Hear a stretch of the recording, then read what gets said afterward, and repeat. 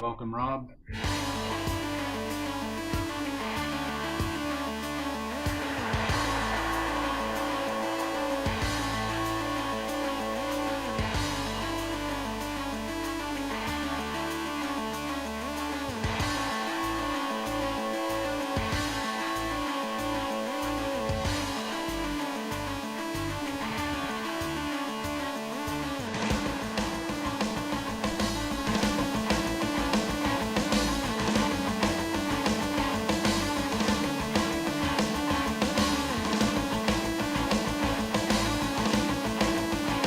There's Tasha. Ladies and gentlemen, here's your host, the author of Chief of Staff, Tyler Paris. All right, thank you, John, and welcome everybody to our 5-day Chief of Staff Challenge, where in the next 5 days, for half an hour each day, we're going to give you some tools and tips for some of the most common challenges that Chiefs of Staff face. And in 30 minutes, I'm going to give you one immediately applicable tool, tip, framework, something that helps you do your Chief of Staff job better, so that by the end of these 5 days, you should be adding value in 5 new ways for your exec and leadership team. And as a bonus, if you attend all 5 days and participate, you can't just sit in the back and window shop either. I'll send you a certificate and a signed copy of my Chief of Staff book. The idea in these 5 days is really just to give you a taste of what we cover in our Chief of Staff Mastermind Cohorts, where we cover additional topics like these, and we dive even deeper into these topics that we're going to cover. And in the cohort, you get the added benefit of more interactivity, group coaching, and a monthly one-on-one coaching session, as well as peer review, which we'll sample a little bit this week, most of those, except for the one-on-one coaching. There won't be as much of that, but real quick, here's 60 seconds, mostly from participants themselves, on the value of the cohort. Hi, Tyler Paris here. I'm so excited to kick off our 4th Chief of Staff Mastermind Cohort, a year-long learning cohort that combines the power of Chief of Staff specific training, group and one-on-one coaching, and peer advisory. Don't just take my word for it, why it's an awesome learning opportunity. Take it from participants themselves. I really enjoyed participating in the cohort this past year. It was a great opportunity to learn and grow from my peers. I get great energy from making connections like these, where we support each other. I'm excited to be part of this cohort and be amongst my peers. And it really helped me encourage my leadership team to have those tough conversations with folks we didn't want to leave. It was amazing how much we had in common despite coming from completely different industries. Overall, it's a win-win for everyone if you get involved in the cohort. I definitely recommend it. Enough said. Don't miss out on astronomical ROI. Sign up for Cohort 4 today and become the leader your organization needs and you want to be. Awesome. Thanks for sitting through that with me.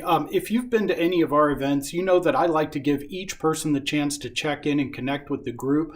We're going to have like 50 people here today, so in half an hour, I can't really do a round robin, but the way I'm going to do that today is have you drop in the chat, just real quick, your organization and one aspect of your Chief of Staff role that if you could better scope it and get clarity on it, in our session on scoping the role a little more clearly, which one of those would make the biggest difference for you and your working relationship with your exec or the leadership team? So go ahead and drop that in the chat. I'll spotlight some of those as they come in, and we'll go from there. Welcome, Chris. Welcome, Jessica. Jessica, Annie, Madison, Richard, Laura, Sandeep. So many folks joining. This is awesome. I am super excited about this. Again, go ahead and hit the chat. Chat your organization and one aspect that could have better scope or clarity in your Chief of Staff role. What would it be?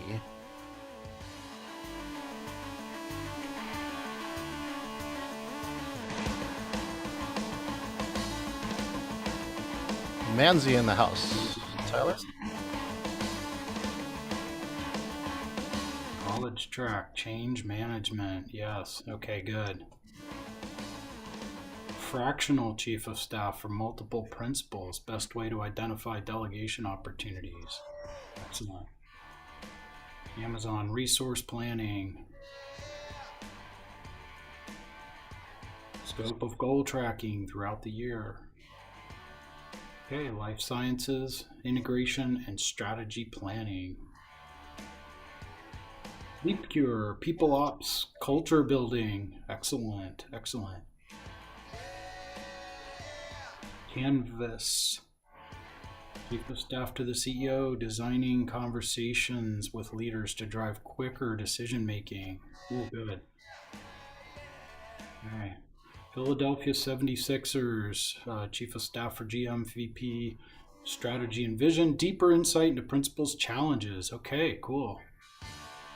We're going to cover a little of that today. I think that's going to be good. A lot of these I think we're going to help you get at. Alexa, building efficient strategy. Okay.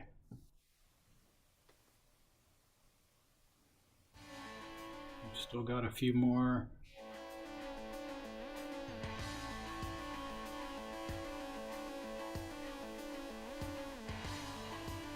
All right. There we go. We got Amy, Director of Operations for the Office of the President. Strategic planning and communication. I'm seeing a theme.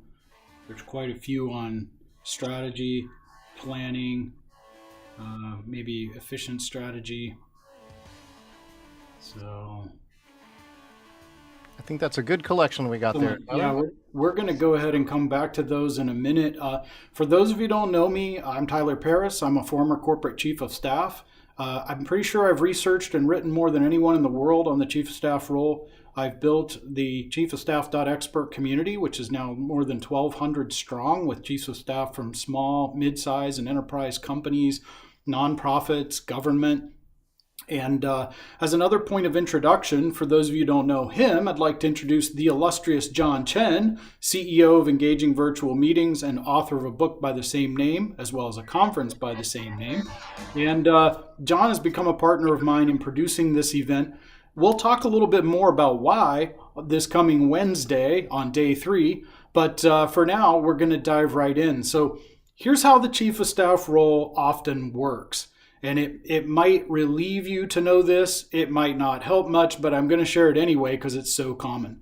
But a CEO knows that they need help.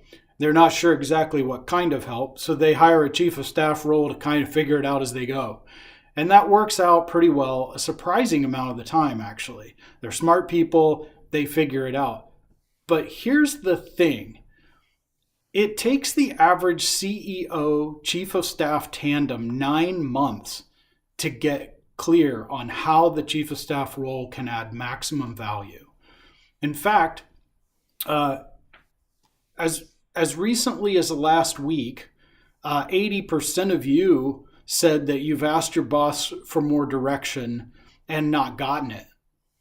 And so, this is just really interesting. And I'd love for 2 or 3 people to raise your hand if this describes you, and give us just in 30 seconds or less why you think your boss might not give you direction when you ask for it. Or even if it's not you, just throw out some ideas for why you think that might be. Again, if you click reactions, raise hand. If your camera's on, you could just wave your hand. Yeah, you can. Let's say we got John.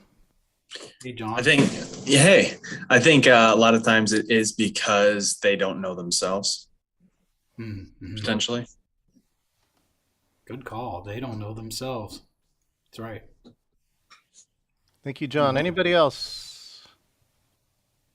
Nancy's got her hand up. Here we go. Let me bring Nancy up. Nancy has her camera off. Go ahead, Nancy. Yeah, I think they're basically hiring you because they want to delegate the task to someone so they won't answer it for you. Absolutely. You're the one being delegated to, right? Yeah. And we got Taylor. Taylor Murphy, go ahead and unmute. Yeah, I think they just want you to think strategically and kind of find that vision that they're looking for. So they want to empower you with the decision making. Excellent. Empowering you to figure it out on your own. That's really cool too. So one of those was delegating almost because they're just so busy, they don't have time to think about it and get the clarity. The other is they want to empower you to get to that answer, which is a bit more intentional perhaps, right? So those are really great. Yes, these are busy people. That's why they hired you to bring proposals and solutions. And that's going to tie into our kind of main methodologies today. But if your boss gives you zero time and won't even have the conversation with you, that's probably a red flag. There really can be no partnership if you're not spending any time together. And I don't know that we can get into all those dynamics today, but you'll probably never have, on the other hand, as much direction as you feel comfortable with. So here's a few questions that the coach in me would ask, say in a one-on-one coaching session with you, which would be, number one, how much clarity do you need in your current situation? Because there's really an argument to be made between sort of flying by the seat of your pants or analysis paralysis on two ends of an extreme, and somewhere in the middle where you're likely to land, how much clarity is enough? And number two is, why do you need that clarity? If nothing's falling apart and everything seems to be going smoothly, is it really something you want to spend your time on? Thirdly, who or what is the source of that clarity, which kind of goes to this question of delegating, the CEO delegating to you or you going to them. Thinking about who the source of clarity is or could be can be really enlightening for you. And then fourth, what's your role in getting that clarity if you need it? And if you're not getting it so far, what's your role in getting it? And then what clarity can you get? So for everything else, there could be an opportunity for you to get comfortable with that discomfort of not knowing. And if you're stuck on that, I might do some work with you to find out, well, what's going on for you there? Like, why do you need a greater level of certainty than you feel like you're getting today? And so I don't expect you all to have answers for that today. I don't expect you to chime in and tell us your deep, dark secrets or anything like that, but just take those questions with you and don't look now, but you just got group coached, which of course, as we're talking about the cohort, that's one of the ways that unfolds. But having asked those questions, I'll say this: 9 months is a long time for your execs, direct reports, or other stakeholders to be confused about who's doing what or how the role functions and interacts with them. John, you want to hit the next slide?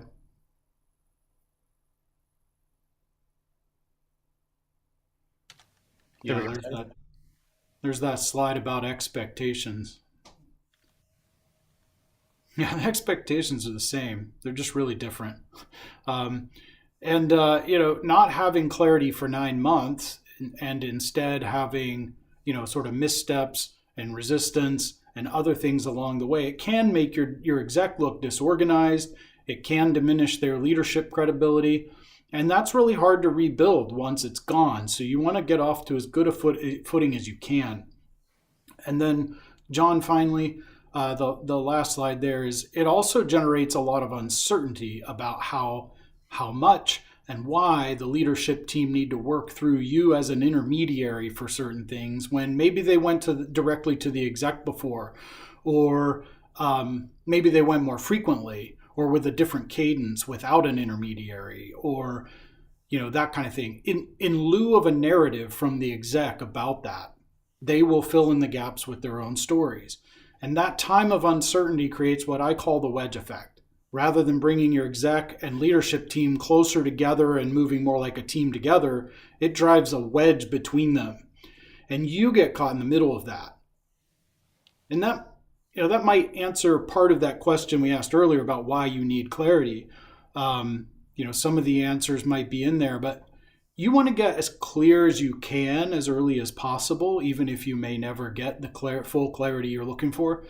on your job scope and swim lanes, at least at a high level, so that you can then communicate what clarity you do have to those stakeholders around your exec who are going to interface with you. And that could be your senior leadership team or their direct reports, could be the board, could be investors, whoever that is.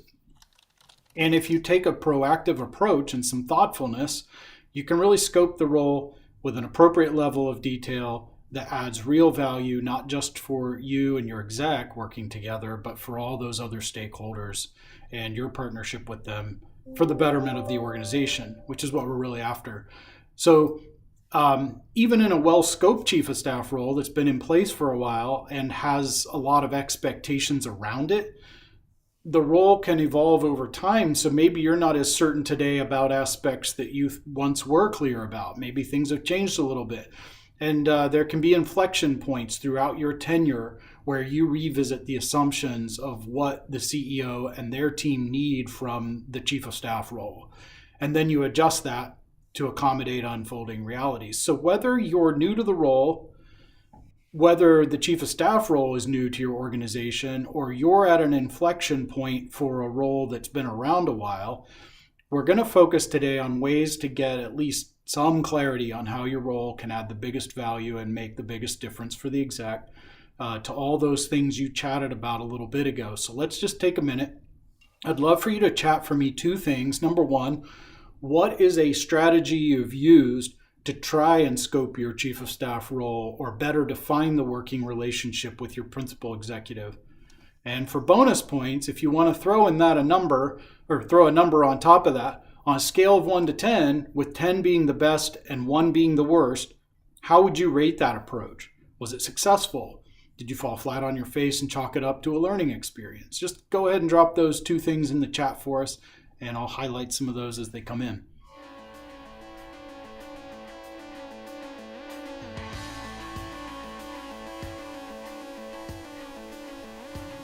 First is, what's the strategy you've tried to use to get a little more clarity on different aspects of the role?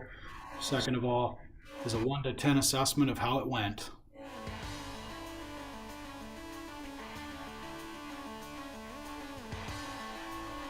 Welcome, Daniel. Tyler, what's a strategy that you used that either worked or didn't work? You mean like me just telling them what to do doesn't work? Exactly. Here we go. First chat from Rob. Appointment charter. It makes explicit what is often left implicit. Good, and that's an 8 or a 9. Excellent. Thanks for sharing that, Rob. Still trying to define the scope. Yep, through conversations about items that are not the best use of their time that you could take on. Yep. Scheduled and ad hoc meetings with the president. Yep. 6 for the most part. I have to say, so far, Amy's best describes my experience as chief of staff. If I were to throw one in there, yeah, it was maybe a little more reactive than I felt like it could have been.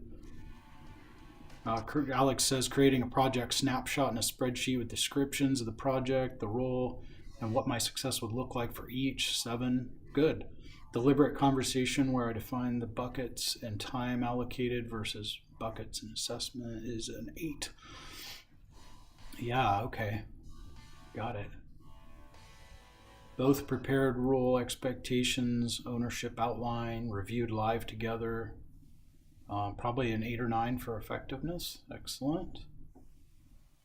Annie wrote and presented a scope of work doc. Research through Google and interviews. Framework. I love the range is like 2 to 9, Tyler. Yeah, you rated that a 4. Helpful to kick off dialogue, but find that I end up swarming hot items. Okay. Yeah. Define roles and responsibilities, ever changing, and write high level scope of what the company looks like with a successful chief of staff. 7.5. Okay. Yep. I like that point about ever changing. You know, it evolves, right? It's not a static position. So you got to stay flexible. John says just asking questions and having good conversation about it's maybe a 5 or 6, but pretty reactive. Organic conversation that's ongoing as the role is new to the organization. 6.78. I love it. That's a very specific number. That's awesome. I don't know if it was supposed to be a 6-7 or 8 or something like that, but that's really great. I love that. So we'll just leave it as it is because that's classic. Regular conversations and advocating for projects, good 6 to 7. Sharing interesting articles that you found helpful. Great. These are all awesome. Thank you for sharing those. Again, if you don't have all the clarity you want in the world, that might be great, and honestly, 6 and 7s might be good enough. So back to that question is, how comfortable are you with that remaining 3? And is there a business case for making it clearer? But let's talk about it for a minute, because a lot of companies just copy and paste a chief of staff job role, or they'll go out on the job boards and they'll copy and paste snippets from lots of different postings and say, yeah, this sounds about like our role. Let's just throw those in there. And maybe that works to help fill your talent pipeline or get some folks in the door for an interview, but maybe that's what you responded to and when you got your job, and maybe your employer was much more thoughtful about it. It's hard to say, but at some point, pretty quickly, candidates and you all are going to have questions way beyond the job posting. You might have those questions right now, and we've seen those earlier. And so now that you've shared some of your strategies, I'd love to share 2 strategies.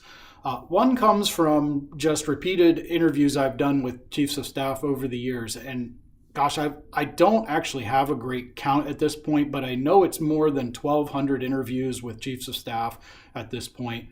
The other method, so there are 2 strategies. One is one that I've just picked up from all the interviews I've done and kind of how people went through this. The other is something that we developed just for our mastermind cohort. And these all help you better scope that role or have the conversation with your exec. So number 1 is what I'll call the 2 pie charts. And I saw variations of this in the chat a few minutes ago, but it's really the 2 pie charts is the cruder, faster way to get that role clarity and definition that you can then use to align expectations and all that stuff. If you've read my book and the chapter ending worksheets or activities in it, you might be familiar with this. Basically, you whiteboard with your exec 2 pie charts. Now, the first one, and John, just keep it here for a sec. In the first instance, you ask them, what percentage of your time do you spend on different tasks or in different areas? And they can guesstimate. And I've put it on a nice little slide here, but this is a whiteboard exercise with them. You can do it on a Mural or Miro or whatever tool you want to use online. You can do it physically, however you like to do it. They can guesstimate, or you can use a time tracking app over a week or 2 and put some actuals behind it. However you want to track that. But in the second pie chart, you ask them, where do you most need to be spending your time? So there's where are you spending your time versus where should you be spending your time? And there's almost always a delta between those 2 pie charts. And in those delta areas is an opportunity for you to have a conversation. And so, John, you can go ahead and click through, because this is where you get to ask your exec, for the work that's holding you back from getting you where you want to go, could it be done by an existing member of your leadership team or direct reports? Why or why not? So for each of those items, you make your exec think it through and decide. And if they're having a hard time, then you make the recommendations. So here's where I'll say, if you were hired to be a strategic advisor, then advise, right? So it's funny, sometimes we forget that when we're looking to the exec for these points of clarity. And I think we'll talk Thursday a little more about some questions you can ask to get them to get you information that you're looking for. But in most cases, for a lot of those delta areas, the answer is going to be yes, someone on the existing leadership team can take it on. So they'll delegate that out to the CFO or the head of sales or the product team or whoever, and they don't need to necessarily keep that on their plate. But for others, maybe the CEO doesn't want them distracted from their main priorities. So the answer is no. I realize you don't all work for CEOs. When I say CEO, I'm kind of using it interchangeably with principal executive. So just think of it as your principal executive. And maybe they don't want their leadership team distracted from the main priorities. So they'll say, no, I want you to go and pencil out whether this merger or this acquisition makes sense for us right now. And you'll have to work with the CFO a little bit, but I don't want him spending more or her spending more time than X on it. So those delta areas that are not best handled by an existing member of the leadership team are some of the areas where you can add value for the exec and the leadership team. And then those are the areas you can develop a lot more clearly. So that leads us to the second strategy. And this is the gold standard for scoping the chief of staff role, and that's what I call value stream mapping light. And before I dive into that,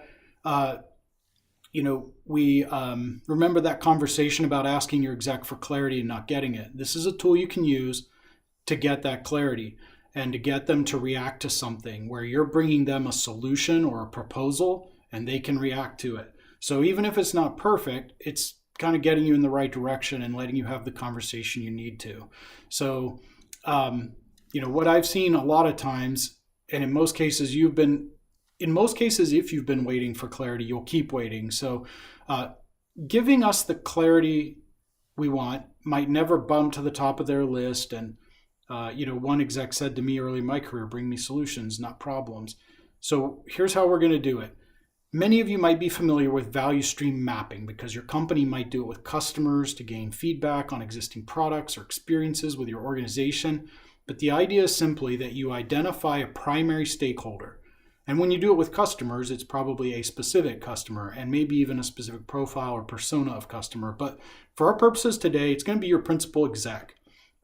Second, you identify and name the value generating touch points where you have an opportunity to add value for that stakeholder, whether it's a board or regular leadership team meeting, a process that you oversee, an annual offsite or an all hands, a regular or ad hoc interaction with vendors, suppliers, regulators, financial analysts, the press, whoever those stakeholders are. Whoever and wherever your exec plays, find those touch points and ask yourself if you can add value there. If so, this is an item to put on the list. You can always prioritize and sort through it and filter it out later. But third, for each of those touch points where you could potentially add value for your exec, you want to list 3 to 4 bullets of the activities that you would do in those touch points that add the most value.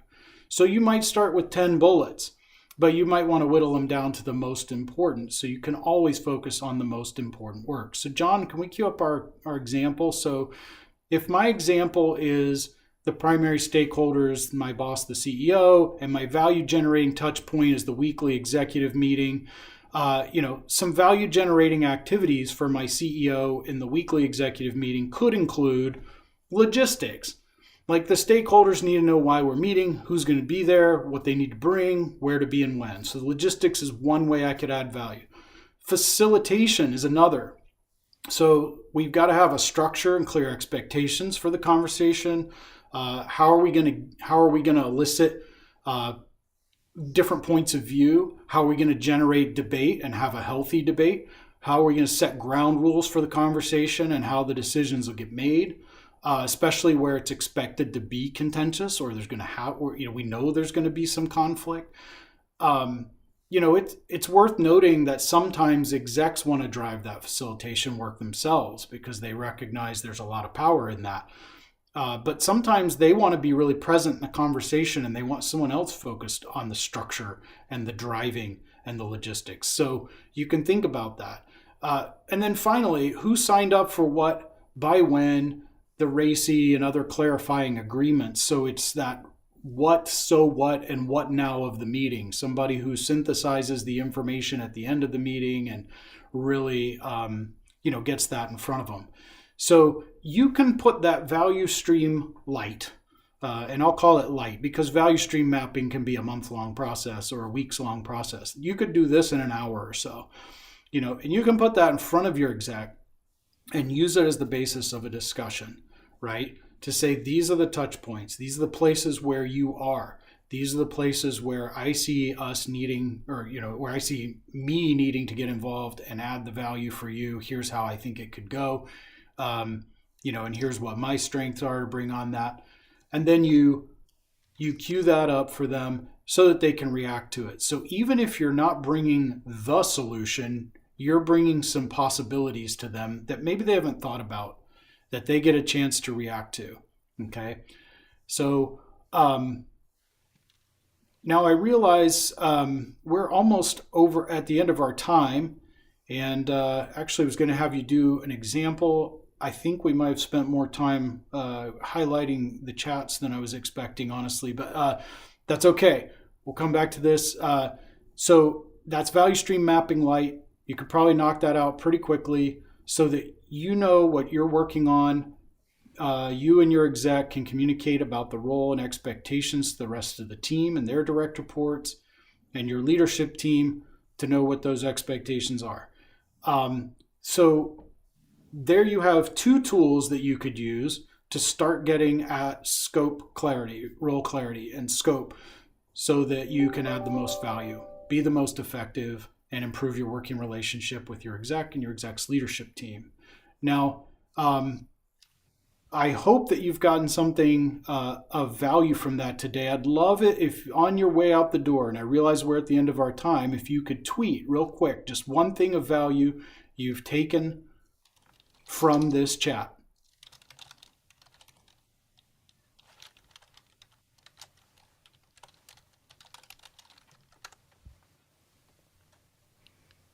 And while we do that, Tyler, we have the Chief of Staff Cohort 4 link in the... Yeah, perfect. So, if you thought this was a kind of conversation that you could take and run with, and you could make some hay with, honestly, some of the chiefs of staff in our cohort have said that this exercise alone paid for the cohort, because it enabled them to get better alignment between the exec and the leadership team, to really clarify some of those areas that they wanted to be driving more, but didn't get to, didn't get clarity on early on. So, if you're getting value out of this, these are the kinds of things we dive into in our cohort. We spend a lot more time on them. We do examples. We have, I can review them with you. We go back and forth and do the brainstorming. I'd love to have you join me in the up to 40 chiefs of staff who are coming in this year, so you can find your tribe and feel like you're not doing this all on your own. If you'd like to talk more about it, since we're out of time, I'll drop my link and my calendar link in here if you want to find a 15-minute slot. And I can answer any questions for you. And then for those of you joining us by Zoom, I'm going to stick around for Q&A for a little bit if you want to stick around. For everyone else, I bid you adieu and great rest of your day, and we'll see you tomorrow for another packed half an hour.